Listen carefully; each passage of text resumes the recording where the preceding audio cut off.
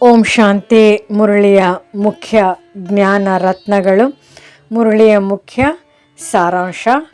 ಓಂ ಶಾಂತಿ.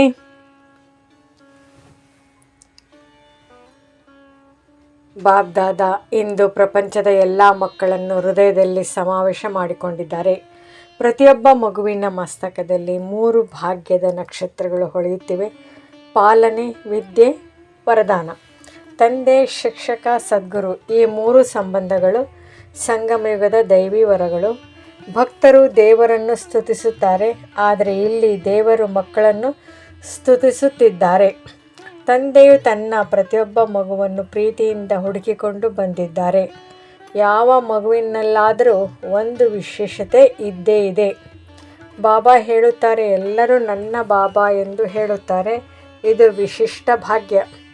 ತಂದೆಯು ಹಾರುವವರು, ಆದ್ದರಿಂದ ಮಕ್ಕಳು ನಡೆಯದೆ ಹಾರುವ ಫರಿಷ್ಠಾ ಸ್ಥಿತಿಯಲ್ಲಿ ಇರಬೇಕು. ಹಾರಲು ಒಂದು ನಿಯಮ: ಎಲ್ಲ ಹೊರೆ ಭಾರ ತಂದೆಗೆ ಕೊಟ್ಟು ಡಬಲ್ ಲೈಟ್ ಆಗಬೇಕು.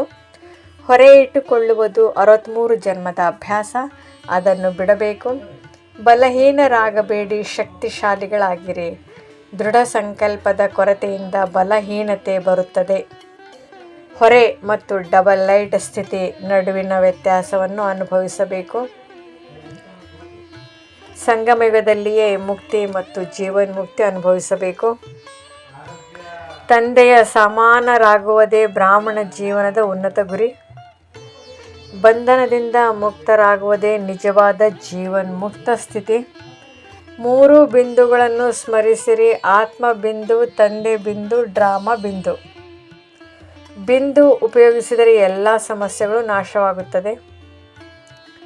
ಪಾಯಿಂಟ್ಗಳನ್ನು ಕೇವಲ ಯೋಚಿಸದೆ ಅನುಭವ ಮಾಡಿ ಉಪಯೋಗಿಸಬೇಕು. ಆಶೀರ್ವಾದ ನೀಡಿ, ಆಶೀರ್ವಾದ ಸ್ವೀಕರಿಸಿರಿ. ಇದು ಶಕ್ತಿಯ ಮೂಲ. ಬಾಬಾ ಹೇಳುತ್ತಾರೆ, ಮಾಯೆ ತನ್ನ ಕೆಲಸ ಮಾಡುತ್ತಾರೆ, ಆದರೆ ನೀನು ಆಶೀರ್ವಾದದ ಯೋಧ ಆಗಿರು. ಸೇವೆ ಮತ್ತು ಸ್ವಸೇವೆ ಎರಡೂ ಸಮಾನವಾಗಿರಲಿ. ಯಾವುದೇ ಬಲಹೀನತೆಯನ್ನು ಸಂಭಾಲಿಸದೆ ತಂದೆ ಕೊಟ್ಟು ಬಿಡಿ. ಮಗು ಹೇಗೆ ಅಮ್ಮನಿಗೆ ಎಲ್ಲವನ್ನು ಕೊಟ್ಟು ಬಿಡುತ್ತದೋ ಹಾಗೆ ನೀವು ಕೊಡಿರಿ. ಡಬಲ್ ಲೈಟ್ ಫರಿಷ್ಠಾ ಜೀವನವು ನಿಜವಾದ ಜೀವನ್ಮುಕ್ತ ಸ್ಥಿತಿ. ಮುರಳಿಯ ಮುಖ್ಯ ಸಾರಾಂಶ. ಬಾಬ್ದಾದ ಇಂದು ಮಕ್ಕಳನ್ನು ನೋಡುತ್ತಾ ಹೇಳುತ್ತಾರೆ, ನೀವು ಎಲ್ಲರೂ ಪ್ರಕಾಶಮಾನ ನಕ್ಷತ್ರಗಳು. ತಂದೆ, ಶಿಕ್ಷಕ, ಸದ್ಗುರು, ಈ 3 ವರದಾನಗಳ ಬೆಳಕು ನಿಮ್ಮ ತಲೆಯ ಮೇಲೆ ಸದಾ ಹೊಳೆಯುತ್ತಿದೆ. ಈ ಸಂಗಮಯುಗದ ಗುರಿ ತಂದೆಯ ಸಮಾನರಾಗುವುದು. ಆದರೆ ಅದು ಸಾಧ್ಯ ಆಗಬೇಕಾದರೆ ಮನಸ್ಸಿನ ಎಲ್ಲ ಹೊರೆಗಳನ್ನು ಬಿಟ್ಟು ಡಬಲ್ ಲೈಟ್ ಫರಿಷ್ಠಾ ಸ್ಥಿತಿಯಲ್ಲಿರಬೇಕು. ಹಳೆಯ ಸಂಸ್ಕಾರ, ಸ್ವಭಾವ, ಕರ್ಮ ಬಂಧನ ಇವುಗಳೆಲ್ಲವೂ ಬಂಧನಗಳೇ. ಇವುಗಳನ್ನು ತಾವು ಹಿಡಿದುಕೊಂಡರೆ ನಡೆಯಬೇಕಾಗುತ್ತದೆ. ಬಿಡಿ ಎಂದರೆ ಹಾರಬಹುದು. ಹಾರುವ ಕಲೆಯ ಮಂತ್ರ: 3 ಬಿಂದುಗಳು: ಆತ್ಮ ಬಿಂದು, ನಾನು ಶುದ್ಧ ಆತ್ಮ. ತಂದೆ ಬಿಂದು, ಬಾಬಾ ನನ್ನ ಶಕ್ತಿದಾತ. ಡ್ರಾಮಾ ಬಿಂದು, ಎಲ್ಲವೂ ನಿಖರ ಸರಿ. ಬಾಬಾ ಹೇಳುತ್ತಾರೆ, ಕೋಪ, ಕ್ರೋಧ, ವ್ಯರ್ಥದ ಬಂದಾಗ ಏನು ಮಾತನಾಡಬೇಡಿ, ಆಶೀರ್ವಾದ ಕೊಡಿ, ಆಶೀರ್ವಾದ ಪಡೆಯಿರಿ. ಇದರಿಂದ ನೈಸರ್ಗಿಕ ಯೋಗ, ನೈಸರ್ಗಿಕ ಶಕ್ತಿ ಬರುತ್ತದೆ.